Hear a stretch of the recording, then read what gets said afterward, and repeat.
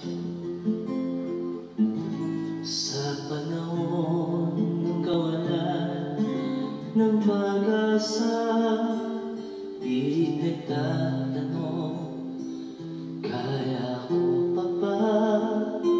Tuwid na landas ay di makita, puro pagbabalat kayo at pagkakasala. Inang bilhin ako sana'y akayin tungo kay Jesus. Ako ay ibigin, higpit ng yakap aking inahang siya. Hiling ng puso sa lahat at nalalangin. Araw at gabi ay pinapangarap, isip ay balasa, tila naghahanap. Ang madama ko, pag-ibig mong wagas, bulong ng isipan, di pa ba sapat? Sa ngalan ng Ama, ng Anak at ng Espiritu Santo. Amen. Amang mapagmahal, kami po ay nagpapasalamat at nagpupuri sa umagang ito sa pinagkaloob mo sa aming muli upang ikaw ay aming makapiling at masaksihan ang ganda ng bagong umaga. O Jesus na aming Panginoon, manahan ka sa amin, samahan mo kami sa aming pakikinig, pagninilay at pananalangin sa iyong banal na salita, at ipadala mo ang iyong banal na Espiritu na siya magsisilbing tanglaw upang kami ay maliwanagan at maisakatuparan namin ang iyong pinapangarap sa aming buhay. Amen. Sa ngalan ng Ama, ng Anak at ng Espiritu Santo. Amen. Magandang umaga po sa inyong lahat. Tayo po ngayon ay unang araw ng Setyembre 2021. Araw po ng Wednesday o Miyerkules, 22nd week of Ordinary Time. At ang gospel po natin ay Luke 4:38 verse 38 to 44. Leaving the synagogue, Jesus went to the house of Simon, whose mother-in-law was suffering from a high fever. They asked him to do something for her. Standing beside her, he rebuked the fever, and it left her. Immediately she got up and waited on them. At sunset, people suffering from many kinds of sickness were brought to Jesus. Laying his hands on each one, he healed them. He also drove out demons who cried out as they went from their victims, "You are the Son of God?" He rebuked them and would not allow them to speak, for they knew he who was the Messiah. Jesus left the town at daybreak and went out into a solitary place. People went out in search of him, and finding him, they tried to dissuade him from leaving them, but he said, "I have to go to other towns, also to announce the goodness of the kingdom of God. That is what I was sent to do." So Jesus continued to preach in the synagogues of Judea. The Gospel of the Lord. Praise to you, O Lord Jesus Christ. Alam niyo po, no? Bilang isang Pilipino, meron tayong kasabihan, kadalasan, sabi nila, pagka gusto mo mag-asawa at pakakasalan mo yung misis mo o kaya yung husband mo, hindi lang yung husband mo o yung misis mo ang dapat mong mamahalin, kundi dapat mamahalin mo rin yung mother-in-law. Meron nga silang kasabihan na madalas hindi nagkakasundo yung mother-in-law tsaka yung husband o kaya yung wife, no? So ibig sabihin, you have to love and be accorded, in terms of relationship with your mother-in-law to make it even more smooth sailing. Alam niyo po yung gospel ngayon, meron ditong joke kasi yung gospel ngayon dito ay Jesus went to the house of Simon, and Simon's mother was high in fever, and Jesus touched her and cured her. Eventually, she was cured. May kasabihan nga, no? Joke lang po ito, no? Ang tanong, why did Peter deny Jesus 3 times? Alam niyo po yung sagot, because Jesus cured his mother-in-law. Joke lang po.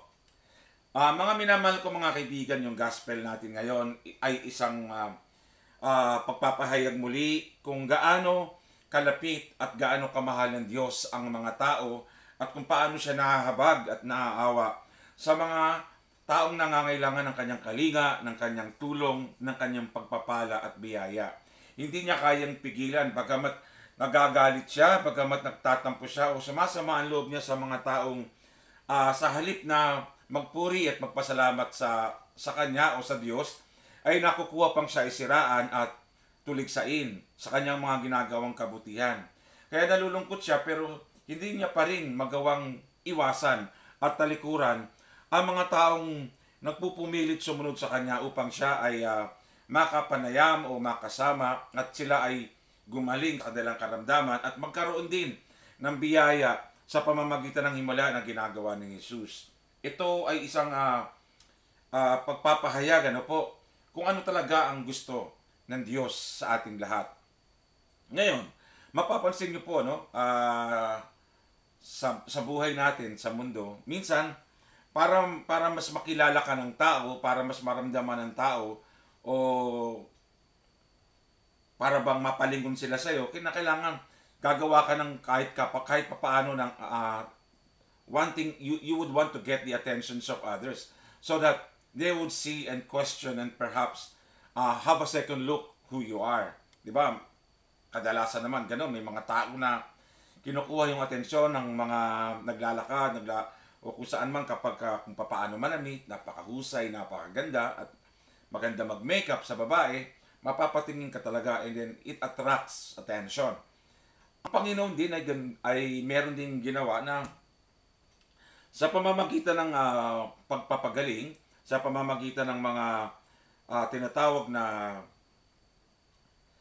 pangangaral sa Ebanghelyo o pangangaral sa sinasabi ng Ama, mensahe ng Ama sa pamamagitan niya, sa pagpapagaling na may sakit, sa pagbibigay ng turo at aral, at sa pagkupkop sa mga may hirap at sa mga hindi binibigyan ng katarungan ng mga nasa batas ng unang panahon, nakukuha niya unti-unti ang mga atensyon ng tao na meron siyang gustong sabihin, na meron siyang gustong iparating. Kung kaya, he makes use of his healing power, he makes use of his miracles and of his teachings, performing this to ordinary people to get their attentions that he is indeed the Son of God. Ito yung paraan ng Diyos para unti-unting makababa at makapasok sa kamalayan ng mga ordinaryong tao, mga mamamayan, upang unti-unti rin nilang makita ang pagkilos ng Diyos sa pamamagitan niya. And that is what the gospel is telling us here today. No, nagpapalaya siya ng masamang espiritu. Ang pagpapalayas niya ng masamang espiritu ay pagpapatunay lamang ng kanyang kakayahan at kapangyarihan na nagmumula sa Ama na pinagtitibay ng Banal Espiritu Santo. Napakahalaga po nun kasi si Jesus pag kumilos siya, hindi lang siya kumikilos on his own. Pag siya ay kumilos at gumalaw, dala niya ang Banal Espiritu at kasama niya, kaisa niya ang Diyos Ama na nasa langit. Kaya when he do something like this, when he preaches, when he teaches the law, and when he perform miracles, and when he heal the sickness of others, he brings the message of the Father in him, and he unleashes the power and the grace that comes from the inspiration of the Holy Spirit Himself. So dito mo makikita yung pagbubuo ng Ama, Anak at ng Espiritu Santo sa katauhan ng ating Panginoong Diyos na si Jesucristo. Kaya ito yung dapat nating tignan na ang panawagan lagi ng Panginoon. Kapag ikaw ay talaga namang tunay na susunod sa Kanya at ikaw naman ay tunay na naglilingkod sa Kanya, hindi kailanman maiiwasan ang hindi ka gumawa ng kabutihan. Hindi kailanman maiiwasan na hindi ka magparaya sa mga bagay na alam mong makatutulong sa iba. Sapagkat yun po yung ano that's the essence, ano? That is the essence of God's nature, is to be able to share His goodness, to be able to share His love, His passion, His forgiveness, to everybody, to all, especially those who would want to receive Him fully and completely. And this is also a challenge para sa atin pong lahat, ano? Ito rin ay isang hamon sa ating lahat na kung paano tayo binibiyayaan ng Diyos at kung paano tayo binibigyan ng pagkakataon ng Diyos na makita ang walang hanggan niyang pagpapala at karunungan. Ito rin ay ini-expect ng Diyos sa atin na ibigay natin ng buo yung ating sarili upang tayo ay mapuno ng kanyang biyaya at pagpapala. At tayo rin ay magkaroon ng pagkakataon na pag tayo ay puno na ng biyaya, no? At ng pagpapala ng Diyos, ibahagi din natin sa iba. I-share din natin sa iba kung ano man yung knowledge o kakayahan meron tayo. Katulad nga halimbawa, meron akong isang kaibigan na nakakwentuhan ko kailan lamang. Nakakwentuhan ko siya at sa kanya ko na ibulalas yung mga iniisip ko, yung mga problema ko. Tapos hanggang sa dumating nga siya sa punto na sabi niya gusto niyang tumulong. Ngayon, ako naman nagdadalawang isip din siyempre bilang isang tao, pero sa kanyang binabanggit, ako mismo nararamdaman ko yung katapatan ng kanyang puso, yung katapatan ng kanyang kalooban, na yung kanyang pagbabahagi ng kanyang kakayahan, kung ano man meron siya, ay talaga naman nagmumula sa puso niya na kaloob ng Diyos. Yun ang minsan ang mga ganong magandang pakinggan, magandang marinig sa kapwa o maramdaman mo na tunay nga na kumikilos ang Diyos at tunay na pag-ibig o pagmamahal ng Diyos ay hindi nawawala at hindi tumitigil. Kaya nga nung nagbabahagi siya, wala sa isipan niya, pero ako nararamdaman ko nung pinakikinggan ko sa kanya, naroon yung katapatan ng puso, nakatapatan ng kanyang pagnanais na talaga namang makapagbahagi. So, ito ay yung kanyang binahagi sa akin, yung sinare niya sa akin nung time na yon ay konkretong halimbawa kung ano man meron tayo ngayon sa gospel, na ang Diyos kahit siya ay tinutuligsa, ang Panginoon kahit siya ay inaayawan, kinu-question, pinapa-aresto, muntik na siyang ihulog sa bangin, hindi siya tumitigil ng paggawa ng mabuti. Kaya nga hanggang dumating sa punto nga, alam natin na siya ay ipinapako sa krus, pero hanggang mismo sa pagkabayubay niya sa krus, hindi siya tumitigil sa paggawa ng mabuti. Katulad ng ginawa niya nung inihingi niya ng kapatawaran ang lahat nung siya ay nakabayubay sa krus. At nung inakay niya, pinagsama niya sa paraiso, yung magnanakaw naging mabuti sa bandang huli. Hindi kailanman inano ng Panginoon, binitawan ng Diyos, at hindi niya kailanman inalis yung kakayahan at karapatan ng tao na makatanggap ng kanyang pagpapala at pagmamahal.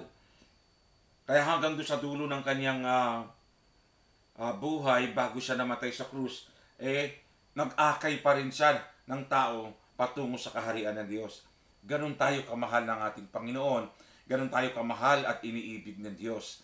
Kaya dito nga sa Ebanghelyo, pinipilit na siyang pigilan ng mga apostol, ng mga tagasunod, dahil dumadami yung mga tao, at yung iba ay nagagalit sa kanya at nais na siyang ipakulong o ipaaresto, pero hindi siya napipigilan. So, sa halip, umaalis siya, kung saan siya nagtatago, lumilihis siya at patuloy na nangaral, dahil yon ang misyon ng ating Panginoon sa ating lahat.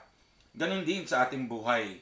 Pag tayo ay nananalangin at tayo ay tumutugon sa Diyos, ang panawagan ng Panginoon sa atin na tumulong sa kapwa, magbahagi ng ating sarili, ay hindi natatapos ng ganun lamang. Dapat the more na we learn about God, the more we learn about Jesus, the more we express and the more we preach His goodness, His overwhelming presence to everybody. The more dapat na maibahagi natin siya sa iba. Kapag tayo ay mas pinupuno ng biyaya sa pamamagitan ng ating pananampalataya sa Panginoon, ay mas lalo tayo dapat magbahagi ng ating kakayahan, ng ating talino, ng ating husay sa iba.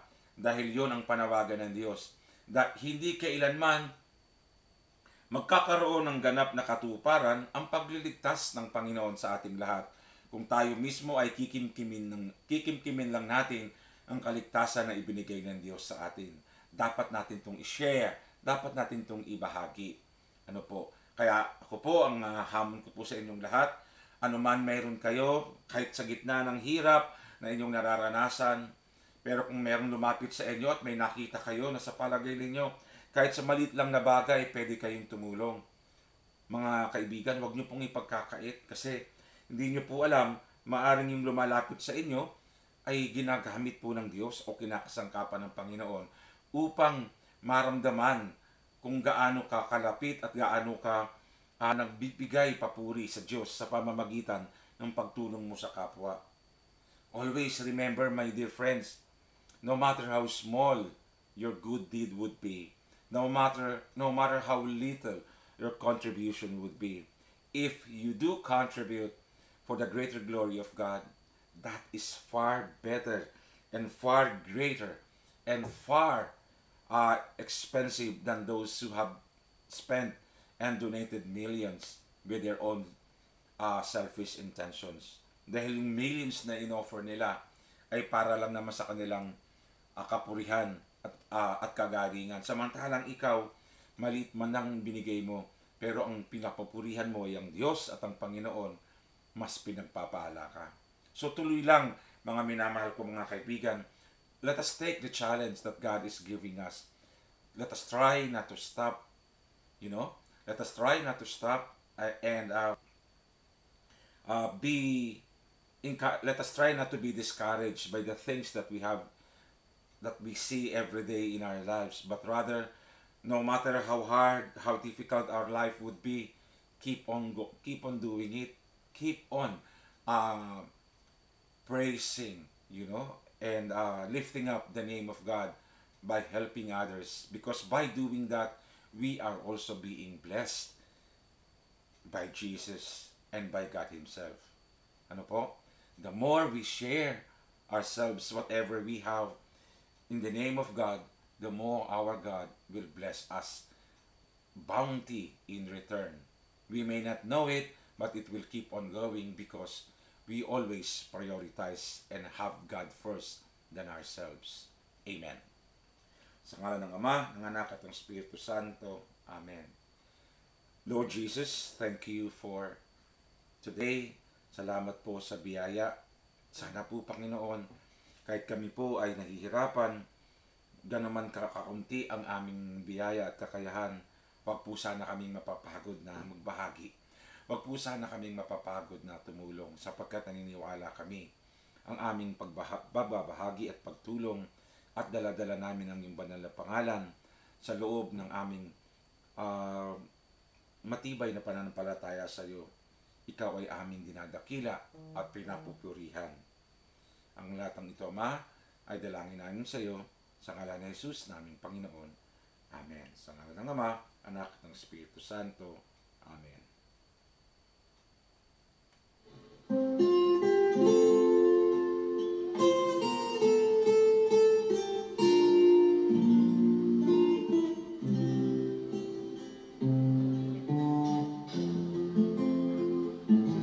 Sa panahon ng kawalan ng pag-asa, di nagtatanong, kaya ko pa ba tuwid na landas sa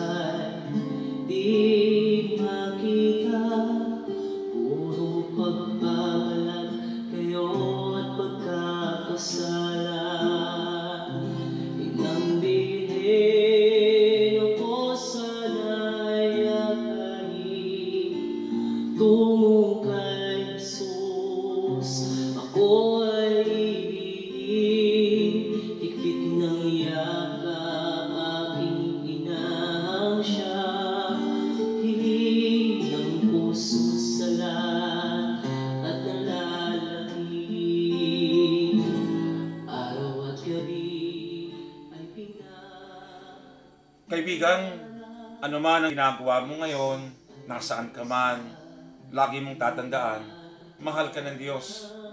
Ang pag-ibig ng Panginoon, kailanman ay hindi nababawasan, hindi naglalaho, hindi nagbabago. Ang kanyang pagpapala at ang kanyang biyaya, kailanman ay hindi naaantala o hindi nawawala. Manampalataya ka lang, anuman ang kinakaharap mo sa buhay, lagi mong tatandaan, mahal na mahal ka ng Diyos. Pagpalain ka, manampalataya ka, at ang pagpapala ng Diyos ay laging sumasa iyo. Pagpalain ka.